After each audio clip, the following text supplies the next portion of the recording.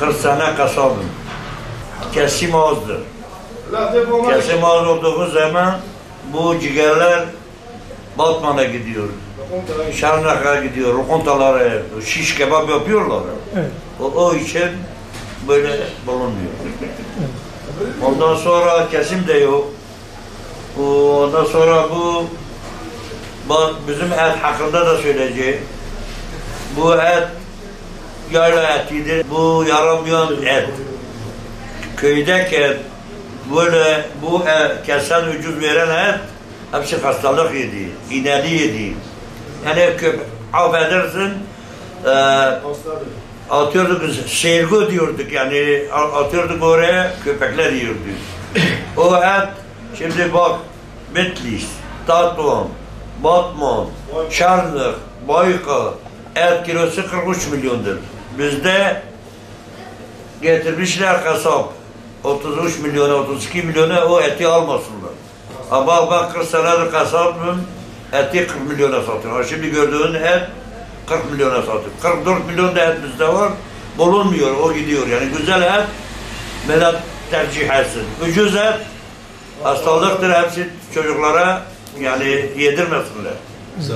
Zarardır. Bir ayakkabı 20 milyondur, bir ayakkabı 200 milyondur. O 20 milyon ayakkabı 20 gün sürer. O 200 milyon ayakkabı 1 sene sürer, 2 sene sürer. Demek ki onda bir şey var. İyi bir şey yapan kesim yok. Et alır, kesim fazla olacak. O zaman ciğerler de fazla olur. Başka yerde yani bu et yoktur. O diğerler besini kesiyor. Bizimki hepsi kuzudur. Yani bu biryan eti çok güzeldir. Kuzudur. Bakın tadına bakın. Ne güzel bir ettir. Yayla etidir.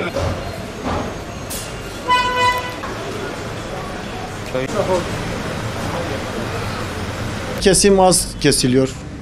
Koyun, keçi ciğerleri yine ucuzdur ama kuzu ciğerleri daha pahalı. Mesela diyelim kuzu ciğeri 45 liraysa keçi ciğeri 30 liradır. Koyun ciğeri 30 liradır. O yüzden başka bir şey yok yani. Kuzu ciğeri daha temiz, daha nazik olduğu için 40 liraya gidiyor, 45 liraya gidiyor. Keçi ciğeri ve koyun ciğeri biraz bozuklar, darbeliler. O yüzden 35, 30, 25 o civarlarda gidiyor. Diyarbakır'da, Adıyaman'da, öbür taraflarda ciğer çok gidiyordu. Şimdi Siirt'te de talep çok olduğu için sevilmeye başladı. Güzel yapıldığı için sevilmeye başladı.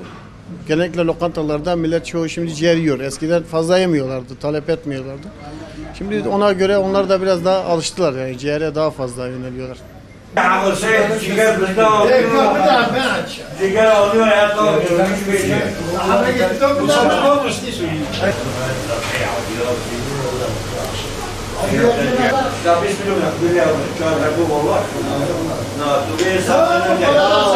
Yıllardır kavurma yapıyoruz. Kökenimiz göçer olduğu için, etten anladığımız için Hayrettin Bey güzel et sattığı için onu tercih ediyoruz. Her eti de kavurma olmuyor tabi bildiğiniz gibi. Piyasada belki 20 milyonluk et de var ama olmuyor kavurmaya. Ben gelmişim 40 milyonluk et alıyorum. Ve piyasada bulunmuyordu o et. Kasabımızdan memnunuz. Bir sıkıntımız yoktur. Arkadaşım o eti bana bedava verirse, üstünde para verirse ben o eti kullanmam. Sağlıksız ben çocuğuma nasıl o ucuz eti, hastalıklı eti ben yedireceğim. Demek ki arada bir fark var ki burada 40 milyona aşağıda 20 milyona. 29 milyona. Ben o eti evime öyle sokmam. Hani demek istediğim bu. Sağlık için. Sağlıklı değil. O ilaçlıdır, İneridir. Rengi samsardan insan etten anlamazsa bile o ete baktığı zaman az çok farkına varıyor.